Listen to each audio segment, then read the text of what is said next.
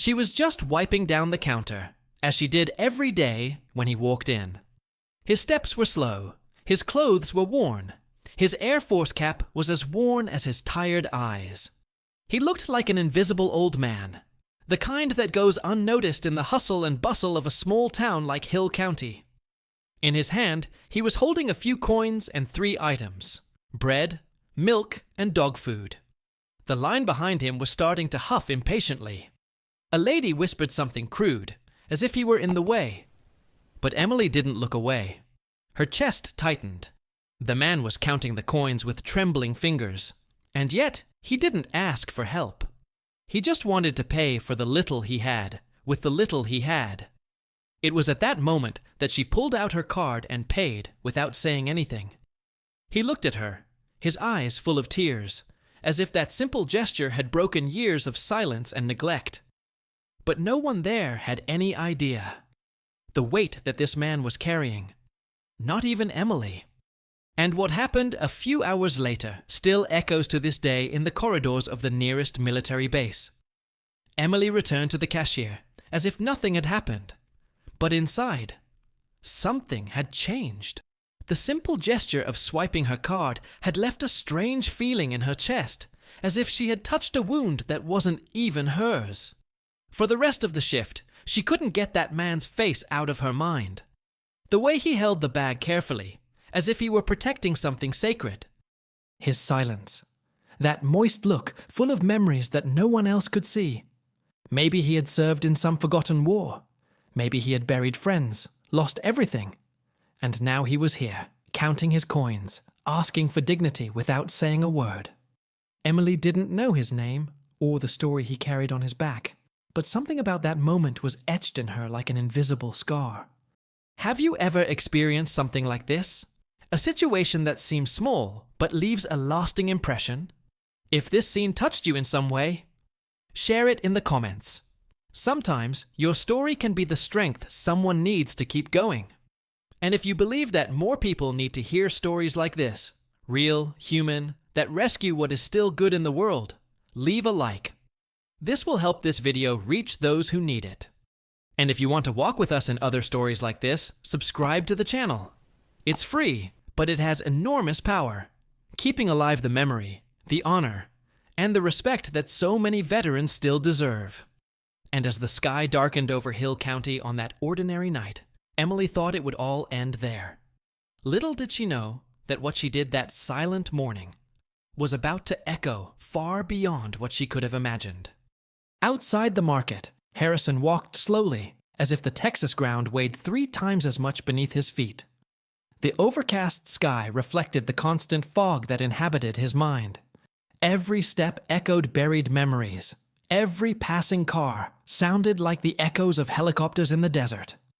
The plastic bags fluttered in the wind, but his calloused hands barely felt the cold. His weather-beaten Air Force cap remained firmly on his head, as a last shield against oblivion. He couldn't remember the last time someone had treated him kindly, without any ulterior motives. For some, life after war is about surviving absence, and he knew that well. Harrison had buried brothers in uniform, had witnessed explosions that no military manual taught how to erase from memory. More than wounds on his body, what remained now was silence. The same silence he found when he returned home, an old house at the end of a dirt road, where only the sound of the old dog's footsteps filled the rooms. His name was Duke, the faithful companion who had survived the most difficult years with him. But even Duke was limping now, his eyes clouded with age and his nose wet with some pain that not even he could explain. Inside the house, the scene was one of neglect. Expired medicines on the table, dusty pictures of his deceased wife, and a telephone that hadn't rung in months. The medals in the back of the drawer still shone, but there were no eyes to admire them. The smell was of loneliness, that sour smell of things that were once important, and now just take up space. He sat down in the armchair, took off his cap with his slow hands, and rested his face. One gesture, just one, had pierced that armor, the girl from the market. She didn't ask anything. She didn't feel sorry. She just acted. That dismantled him inside. Her gaze still rolled around in his head, as if she was someone from another time, from another world. And that made something blossom that he hadn't felt for years. Purpose. Because maybe, just maybe, there were still good people. But there was also the pain. An old, persistent pain, as if all his years of service had been erased by a country that seemed to forget those who came back alive but broken. Harrison had been a hero in battles no one dared to tell the stories of in the newspapers. He had led entire platoons under heavy fire. He had made decisions that changed destinies, and paid the price for them all in sleepless nights and hidden tears.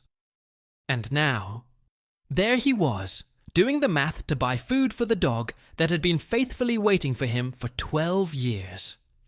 What no one knew was that same night, Harrison couldn't sleep.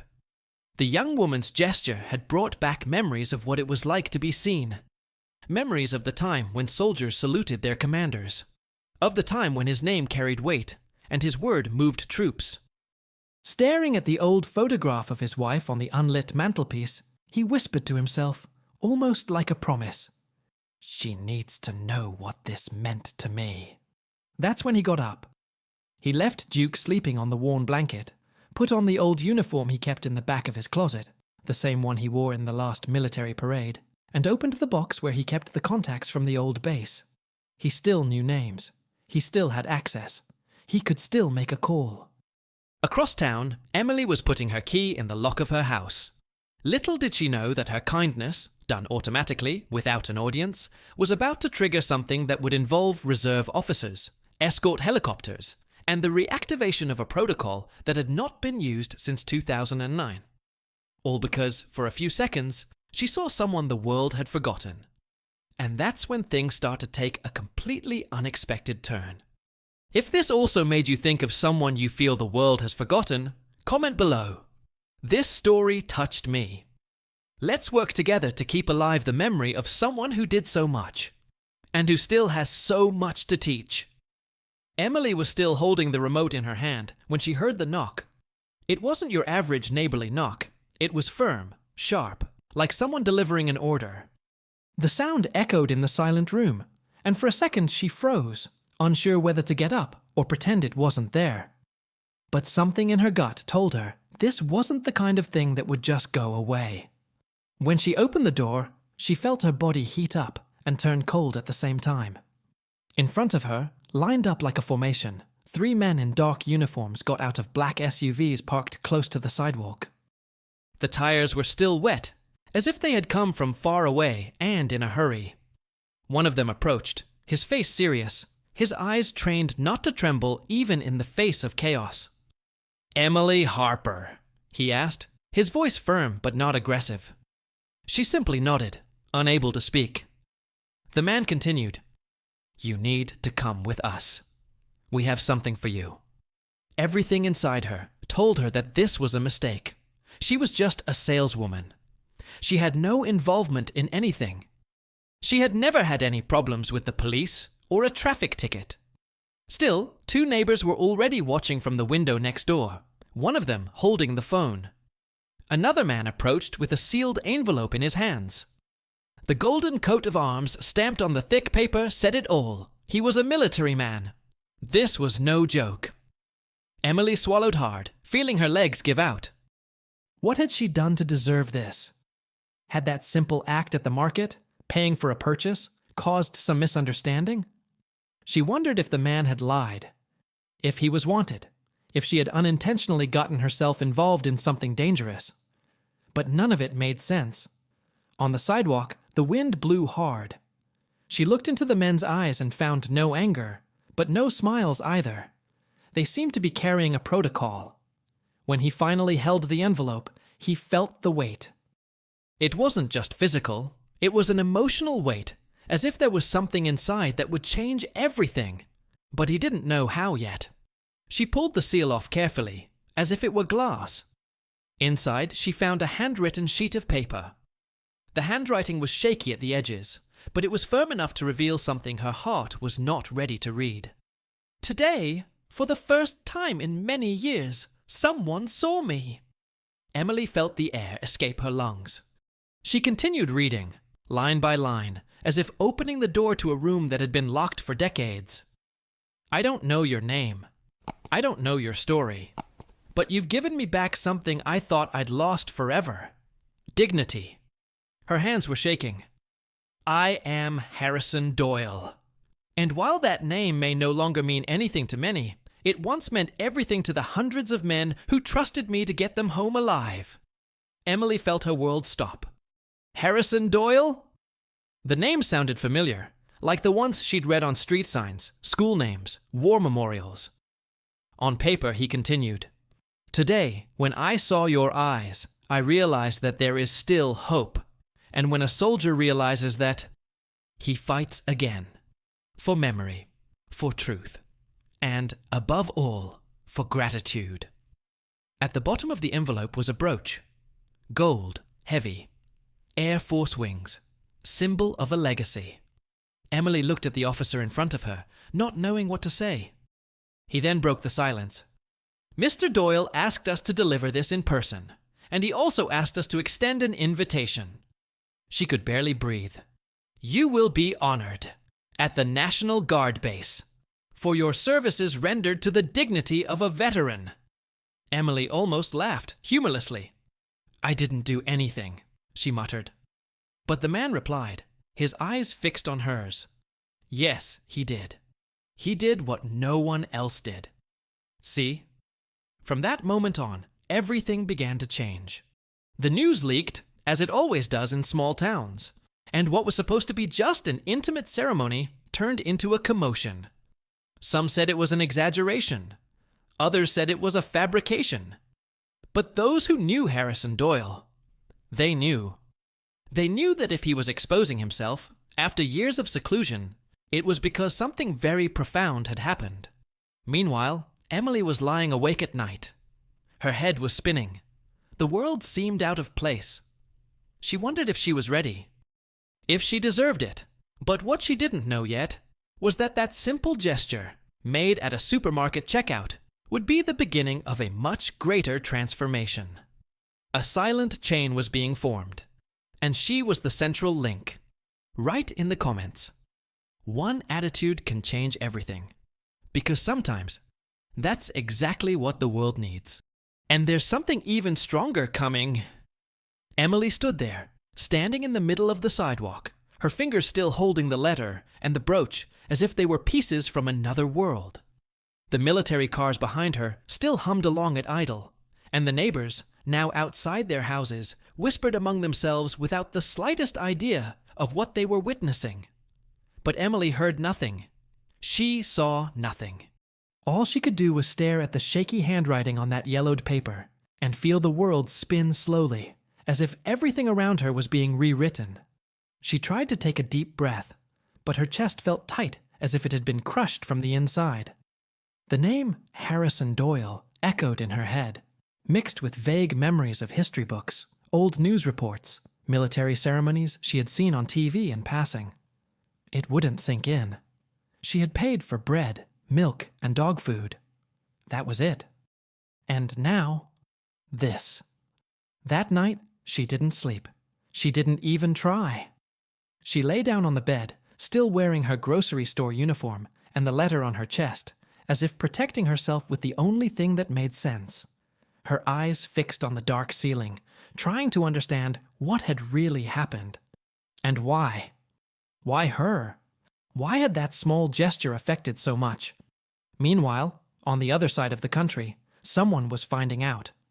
A retired sergeant at a base in Colorado was reading her name in a veterans group. A major in Arkansas was commenting on the story in a closed forum.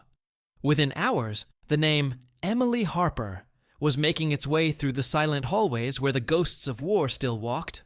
But Emily didn't know anything. Not yet. The next morning, she arrived at work as if she were invading a place that no longer belonged to her. People in the market looked at her differently. Some with curiosity, others with disguised admiration.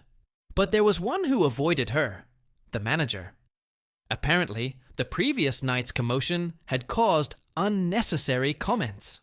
He was blunt. "If this turns into a mess, you know the store needs to protect itself, right?" Emily smiled, but inside something snapped. For the first time in her life, she felt like she was at the center of something important, and at the same time, alone. No one there had any idea what it was like to hold a piece of history in your hands. No one there would understand what it meant to receive the silent gratitude of someone like Harrison Doyle. To them, it was just noise. To her, it was something sacred. When he returned home at the end of the day, there was a new envelope under his door. No return address. Inside was a photograph. Old, hand-colored. The younger General Doyle, in uniform, surrounded by 20 soldiers, all smiling, with the Baghdad sky in the background. Behind the picture was a single sentence. "You reminded me of them." Emily cried right there, kneeling on the living room floor, hugging that photo as if she had found a lost piece of a world she had never known, but now called her by name. The following days were strange. The National Guard base confirmed the tribute. They sent instructions, formal attire, schedules. They asked permission to film. They said the general's presence had been confirmed. For the first time in more than a decade, he would come out of voluntary exile because of her. And it was at that point that Emily began to feel exposed and scared. She wasn't a uniform. She wasn't a hero. She was just a girl trying to do the right thing. Had he overdone it? Had he meddled where he shouldn't have? Would the entire country see this as pity instead of honor? But then, late one afternoon, a woman knocked on his door. Grey hair, simple dress, teary eyes. She was the widow of a veteran who had served under Doyle. She didn't come to ask for anything. She just said, "He never spoke to anyone anymore. Ever since my husband left, the general has been a ghost. But ever since that day at the market, he called me. And he told me about the girl who saw him." Emily hugged her without knowing why. "I just knew I needed to." That night, something changed inside her.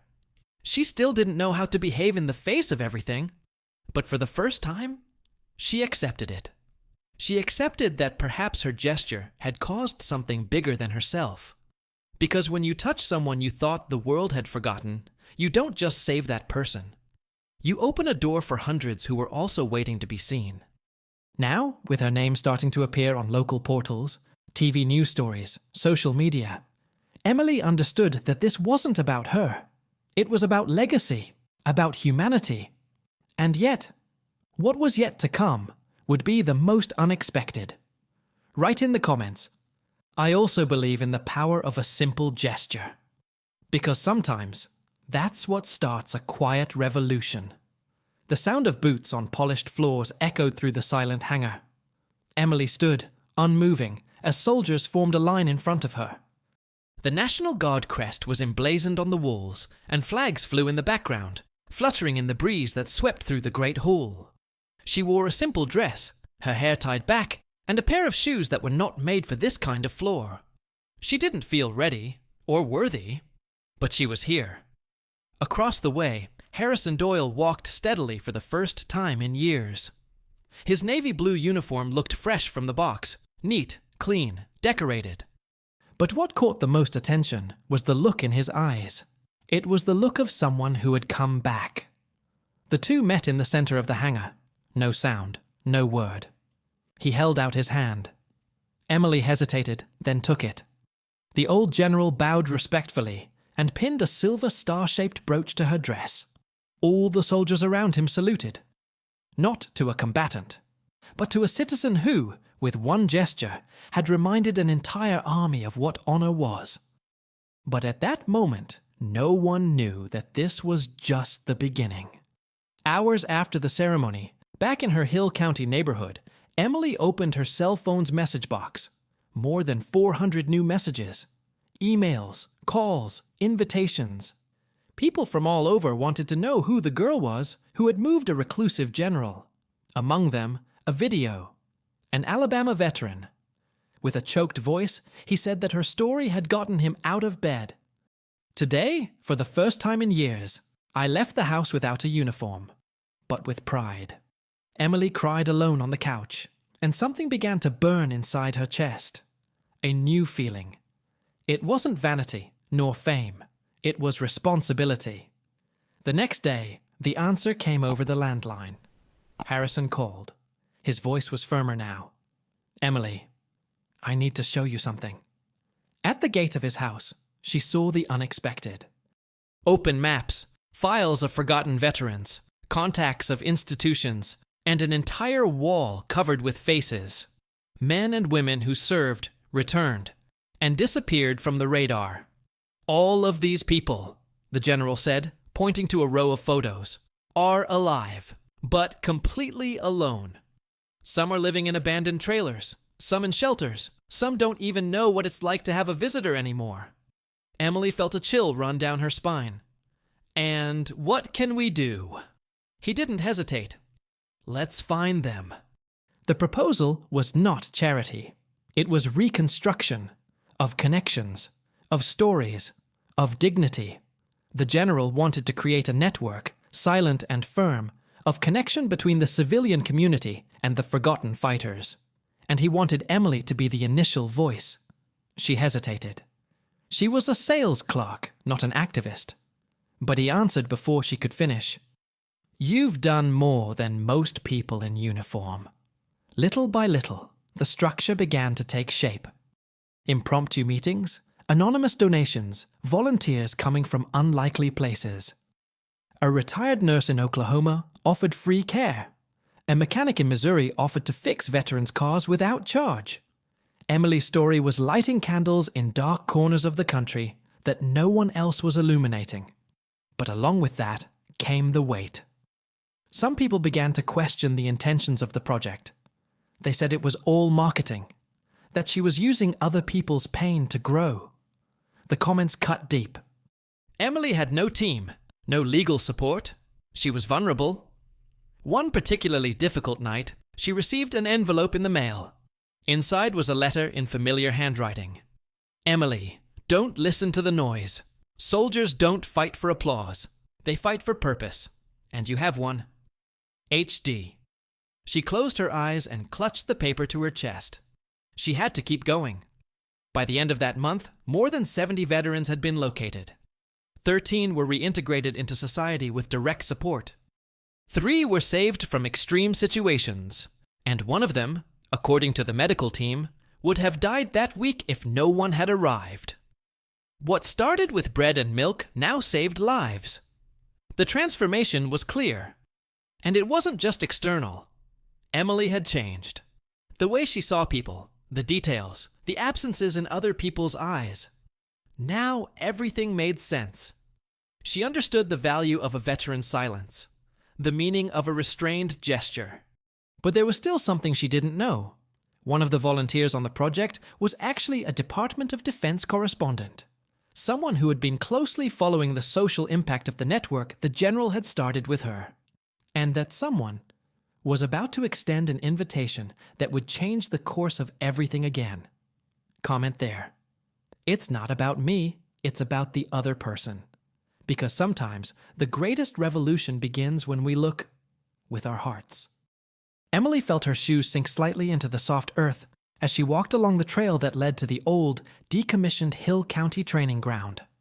Ahead, wooden stakes marked where the first facilities would be built for the project that was already gaining popularity around the country, with its simple, strong name, Honor Network.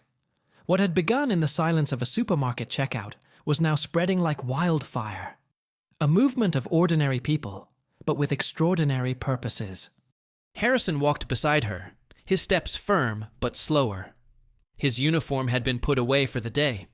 He wore a flannel shirt and a faded Air Force cap. He no longer had to prove himself to anyone. His name, once buried in the dust of military archives, was now spoken with respect again, not out of fear or rank, but out of gratitude. There, on that simple plot of land where training shots had previously echoed, other words now echoed. New beginning, dignity, reunion. It was the place chosen for the headquarters of the new Honor Network Reception Center, a place to talk, care, listen. A space where invisible veterans would be seen again. Emily, the young saleswoman, had become a symbol of all this. but the weight of this responsibility still haunted her silently. Not all the messages she received were supportive. Many were accusations of opportunism, cheap marketing, exaggeration. She read them, felt hurt, but did not respond. She knew that the truth stood on its own. Harrison found her alone one day in the old base office. The lights were low, her hands on the table, her face hidden. He approached her quietly and placed a wooden box on the table. Inside were letters. From soldiers, from mothers, from grandchildren. People who had never met Emily, but had been touched by her story. One of the letters, written in shaky handwriting, read, "My mother told me about General Doyle. She said he saved her twice. And now you have saved him. Thank you for reminding the country that soldiers cry too." Emily read it, her eyes moist. And in that moment, something inside her took root. This was no longer a project. It was a mission. Weeks later, her story reached the capital. A congressional committee of veterans invited her to a public hearing. The goal was to discuss how civil society could actively collaborate in supporting the reintegration of veterans. She trembled as she climbed the steps of the building, but she stood her ground. She spoke simply but firmly. She told truths that no one dared to say in public. That there are soldiers living in rusty trailers while their medals rest on cold shelves. That there are men with thousands of hours of flight time who today cannot afford basic medical care. And it was at that hearing that something unexpected happened. At the end of the testimony, a white-haired senator in an old uniform asked to speak. He stood up, looked at Emily and said, "My daughter served in Afghanistan. She came back different, silent, lost. One day, she saw your interview on TV and called me. For the first time in 4 years. Thank you." The silence in the room was interrupted by applause. Some were discreet. Others could not contain their emotion. After the hearing, as Emily walked out onto the steps, she saw dozens of veterans waiting outside. Some on crutches, some in wheelchairs, some standing, chests puffed out. All of them with their eyes on her. One of them, in a hoarse voice, shouted, "We heard you!" And in that moment, she knew there was no turning back. But the general still had one last gesture in mind, a moment just for them. Something intimate, symbolic. He invited her for a solitary walk at sunrise. They climbed a small hill behind the base of Hill County together, where a wooden bench had been placed under a tree.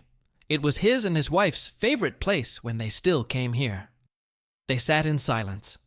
The sky was opening up in shades of gold and orange, and the branches rustled in the light wind. He took a small blue box from the inside pocket of his coat. He opened it slowly. Inside was the insignia he had received on his last overseas campaign. "I can't just give this to anyone, Emily. It took me 38 years to understand what it really means.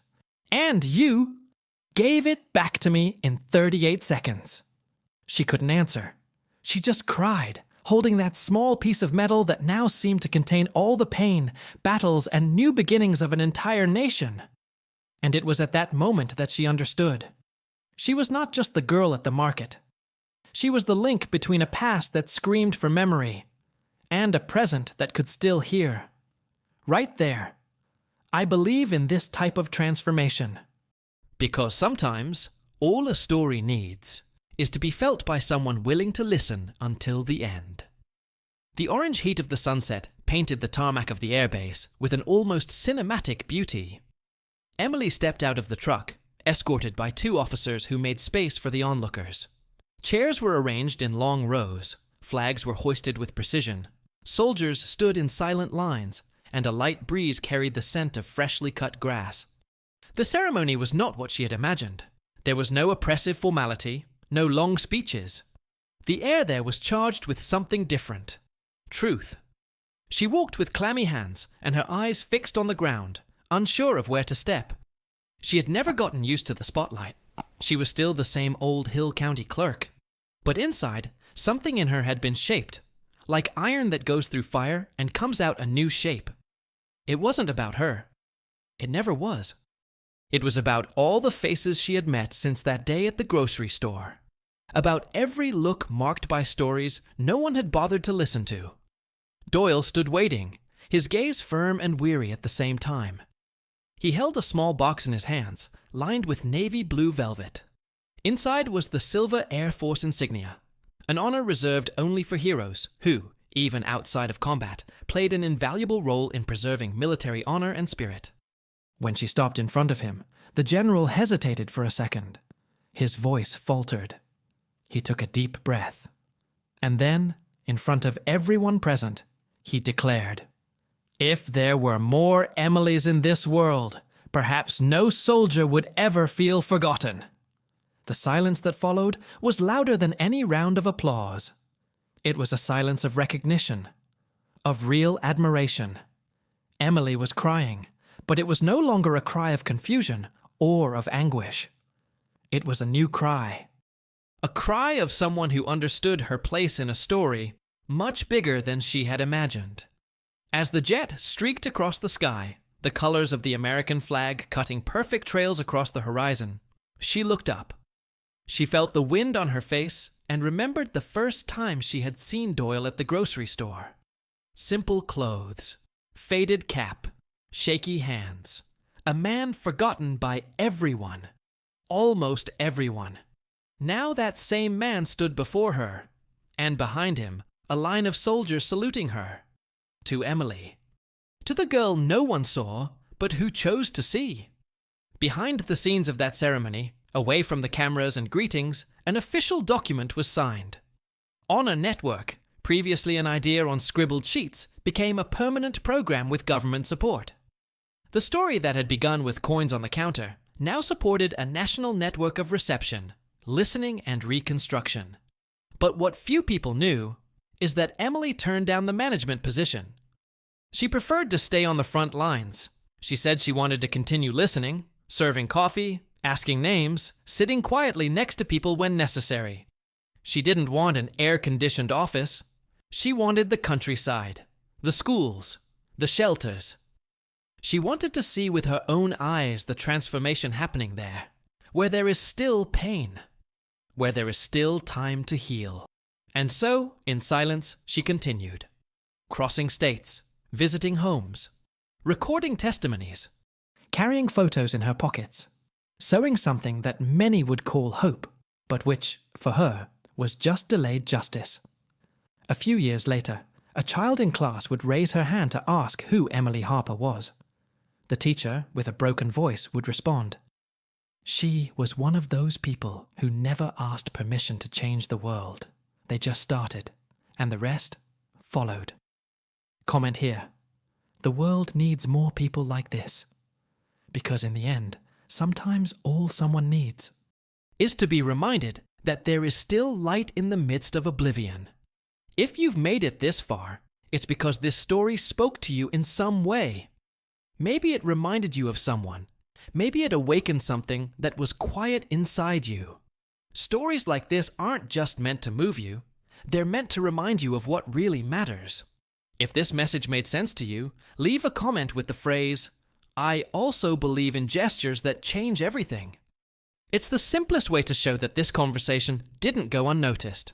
And if you want to continue living stories that truly touch you, subscribe to the channel. There's still a lot to tell you. And I want you with me every step of the way. Oh, and leave your like too. It's not just a button. It's what shows that it's worth continuing to create content like this. There is a video here that complements this topic and will take you even deeper into this journey. Click and continue with me there. The next story may be even stronger than you imagine.